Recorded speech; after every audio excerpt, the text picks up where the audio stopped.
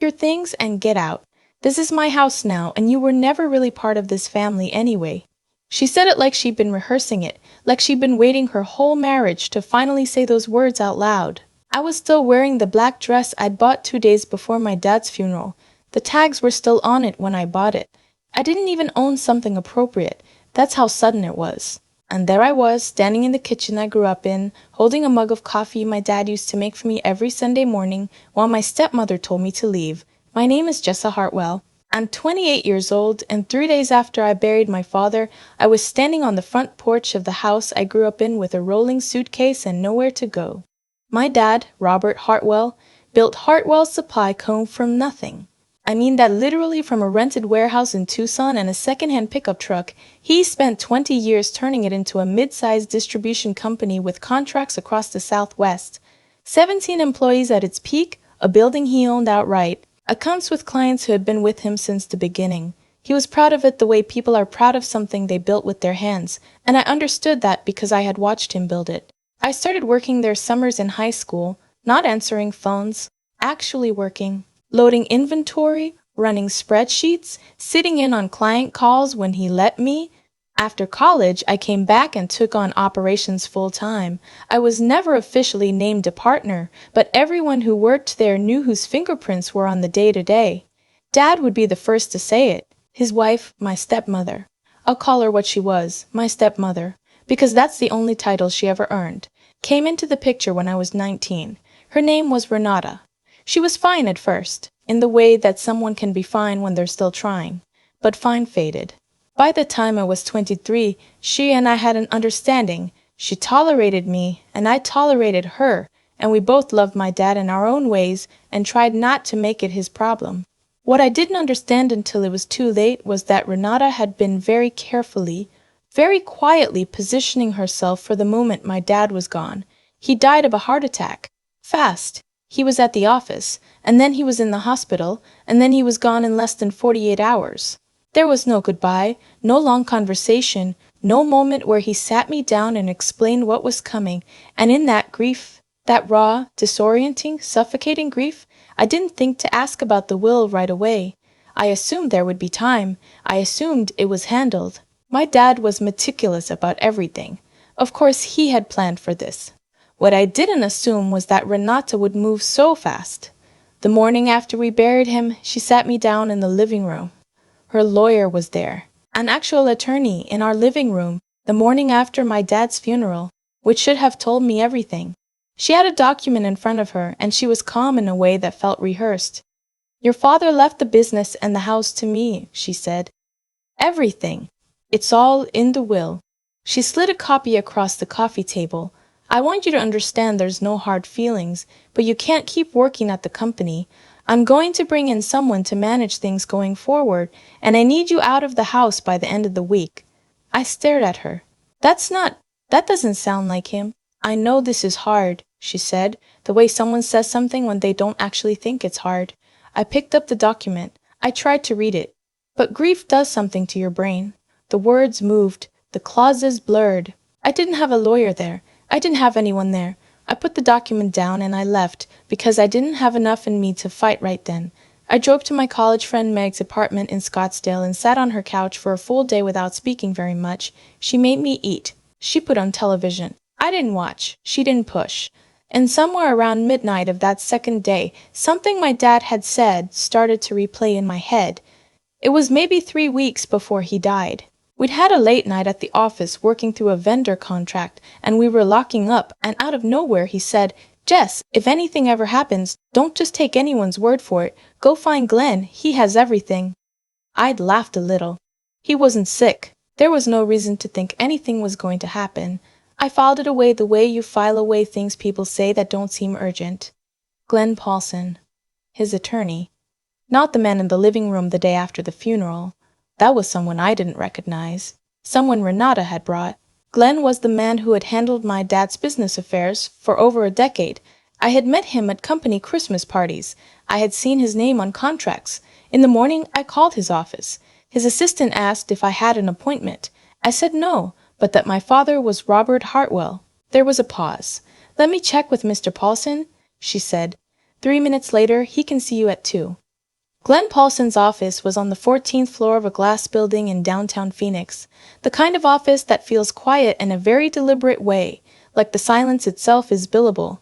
He was in his late 60s, silver hair, wire-rimmed glasses, the kind of careful stillness that comes from decades of knowing when to speak and when not to. He stood when I walked in. He said my name, not Miss Hartwell, just Jessa. And the fact that he knew me on sight made my throat tighten. "I've been expecting you," he said. I sat down. "My stepmother is saying the business and the house belonged to her. She had a lawyer at the house the morning after the funeral." I paused. "She's already told me to leave." Glenn looked at me for a moment. Then he opened a drawer and pulled out a folder. He set it on the desk between us. "Jessa," he said, "did you actually read the will your stepmother showed you?" "I tried to. I wasn't in a state to read anything." He nodded slowly. "That's understandable." And I'd guessed that's something she anticipated. He opened the folder and turned it toward me. "This is your father's will. The real one. Filed with the probate court in Maricopa County. Signed and witnessed 8 months ago." I looked at the first page. The language was dense, legal, formatted in that particular way that makes documents look impenetrable. But I found my name on the second page. Primary beneficiary of Hartwell Supply Co., all associated assets, and the family residence, Jessa Marie Hartwell. I read it twice. "That's not what she showed me," I said. "No," Glenn said, "it wouldn't be." I looked up. "What does that mean?" He took his glasses off and set them on the desk.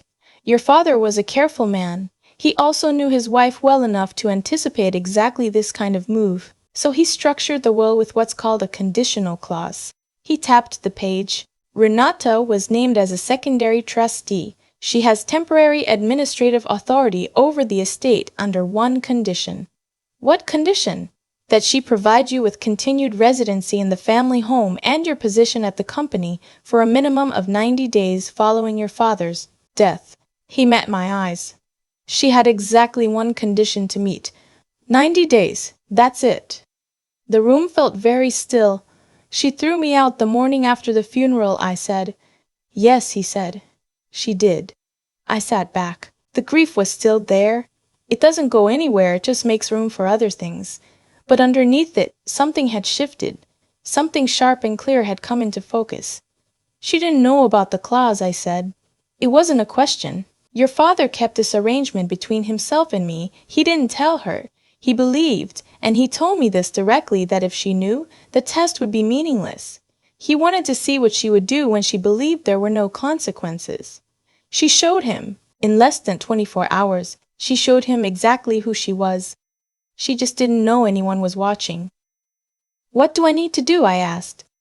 "Document the violation," Glenn said simply. "Written or recorded evidence that she removed you from the property and terminated your position. Once we have that, the conditional clause kicks in and full ownership transfers to you."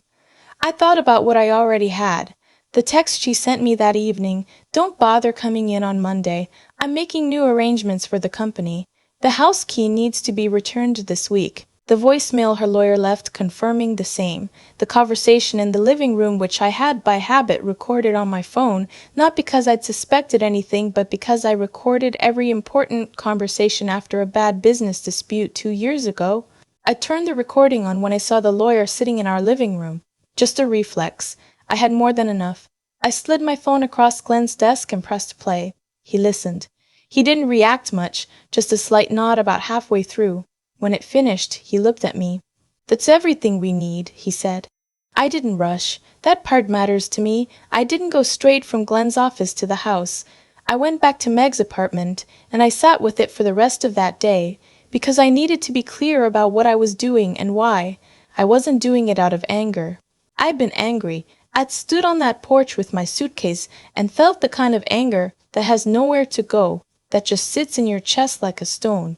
But that wasn't what was driving me now.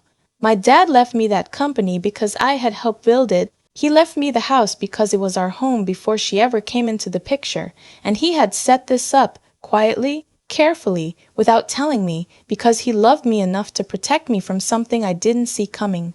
The least I could do was follow through. Glenn filed the paperwork on a Thursday morning. By Friday afternoon, I was standing in front of the house again. Glenn was with me.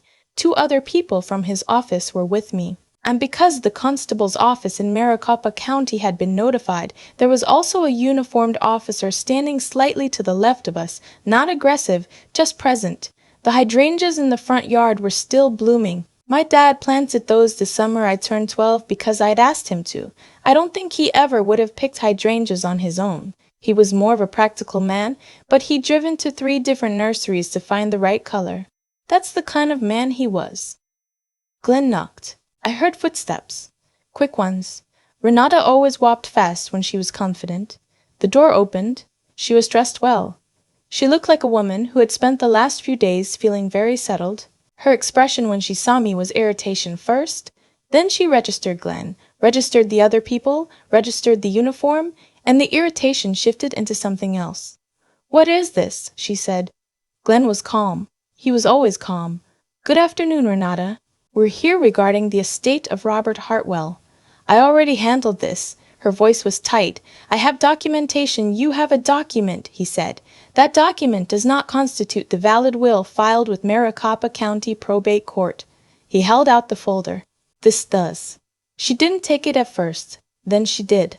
I watched her face as she read. I'm not sure what I expected. Maybe more performance, more argument. What I saw instead was something quieter. She turned a page, then another. She stopped at the clause. I knew exactly which page she'd reached because her hands changed. The slight, almost imperceptible tremble. "This isn't... He never told me about this." Her voice had gone thin. "No," Glenn said. "He didn't. She can't just..." She looked at me then, finally, the way she hadn't when she was busy talking to Glenn. Really looked at me. "Jessa, we can figure this out. Whatever you think happened, I was just doing what I thought was right. You told me I was never part of this family," I said. My voice was steady. "The morning after we buried him, you said it like you'd wanted to say it for years." She blinked. "I was grieving. So was I. I kept my voice even, and I still didn't tell you that you meant nothing." The silence that followed was long. Glenn said gently but without any give in it, "Renata, the property needs to be vacated. We can discuss a reasonable timeline, but the transfer of ownership is not in question." What happened next was not dramatic in the way I think she would have wanted it to be, or maybe in the way I had imagined it might be. She didn't rage. She didn't slam doors. She sat down on the front step, just sat down like the step was the only solid thing available, and put her face in her hands. I didn't feel triumphant. I want to be honest about that.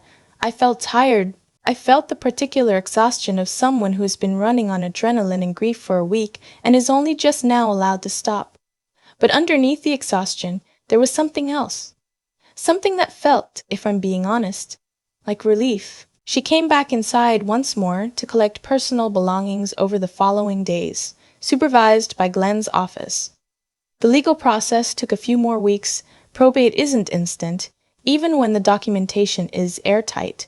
But there were no further challenges. Whatever documents she had shown me at the house, it didn't hold up to scrutiny. Glenn told me later that it had some irregularities that would have made it contestable even without the clause, but we never needed to go there.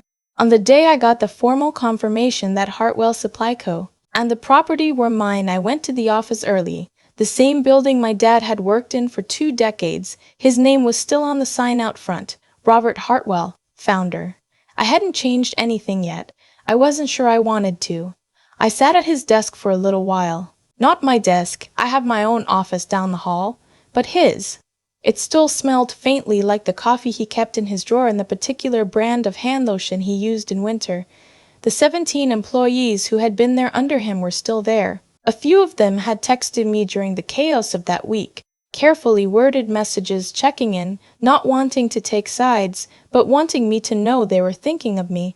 That meant more than they probably knew. There's a thing my dad said to me once that I've turned over in my mind a lot since all of this happened. I was maybe 22, frustrated about something at work, some conflict I can't even remember now.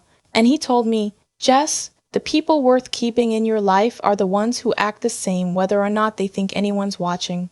He built a test into his own will because he believed that he wanted to know, even from wherever he was going, whether the person he'd chosen to share his life with would take care of his daughter when she didn't have to, when there were no consequences, when she thought the inheritance was already hers. She didn't, and so he had already answered the question he was asking. I still think about what might have happened if I hadn't called Glenn, if I'd accepted the version of the story I was handed, the grieving new widow, the legal documents on the coffee table, the lawyer in the living room who wasn't mine. It would have been so easy. I was exhausted and gutted, and I wanted someone to just tell me what to do. That kind of vulnerability is exactly what that kind of move is designed for. I'm not sure she calculated all of it. I've thought about that too. Maybe some of it was fear. The fear of someone who has spent years building a position in a household she didn't come into until she was 40 and suddenly had to wonder what her standing was now that the one person who connected her to all of it was gone. Fear makes people move fast and ugly. I understand that, but understanding it isn't the same as excusing it, and I held on to that difference. The hydrangeas are still out front. I'm going to keep them. My dad knew what he was doing when he planted them, even if he thought he was just doing it for me. Some things you put in the ground, and they come back every year whether anyone tends to them or not. That's loyalty, and it turns out you can't fake it. You can't fake it forever anyway. The hydrangeas are still out front. I keep coming back to that. My dad drove to 3 different nurseries to find the right color because a 12-year-old asked him to. He didn't have to do that. He was a busy man with a business to run and 1,000 more practical things on his list. But he did it anyway, without making a big deal of it, without expecting anything in return. That's the thing about integrity. It doesn't announce itself. It just shows up, quietly, in the choices you make when no one's keeping score. I think about Renata a lot, actually. Not with anger anymore, mostly with the kind of exhausted understanding. She moved fast because she was afraid. When my dad died, she lost the one person who had made her feel secure in that house, in that life, and fear pushed her to grab everything before anyone could take it from her.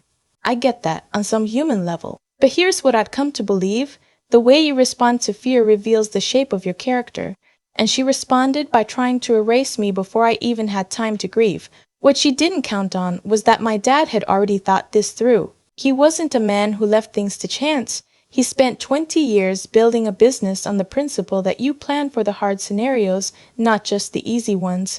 He had looked clearly at the person he was married to, and he had quietly, carefully built a safeguard, not out of cruelty, but out of love. That kind of foresight, the kind that comes from really paying attention to the people around you, is something I want to carry forward. It saved me, and it taught me something I won't forget. The smartest thing you can do in a complicated situation is stay clear-headed when everything inside you wants to fall apart. I almost didn't call Glenn. That's the part that still gets me. I was so exhausted and gutted that I almost just let it go. It was one small thing, a memory of something my dad said on an ordinary evening, locking up the office, that pulled me back. Go find Glenn. He has everything. I almost filed that away as nothing, and if I had, I would have walked away from everything he built. There's a lesson in that about paying attention, about not letting the noise of grief or shock or someone else's urgency drown out the quieter things that matter. The courage it took to walk back to that house. I don't want to overstate it, but I don't want to minimize it either. Standing on that porch again, with Glenn beside me and that officer a few feet back, knowing what was about to happen, that required something from me. It required me to believe that I deserved what was rightfully mine. That's harder than it sounds when you've just spent a week being told you don't belong. My dad left me a company, but what he really left me was a demonstration of how to live. Work hard enough that the work speaks for itself. Pay attention to the people around you, and when the moment comes that tests what you're made of, be steady, be clear. Don't let anyone else rewrite your story before you've had a chance to read it yourself. The hydrangeas come back every year. Nobody has to force them.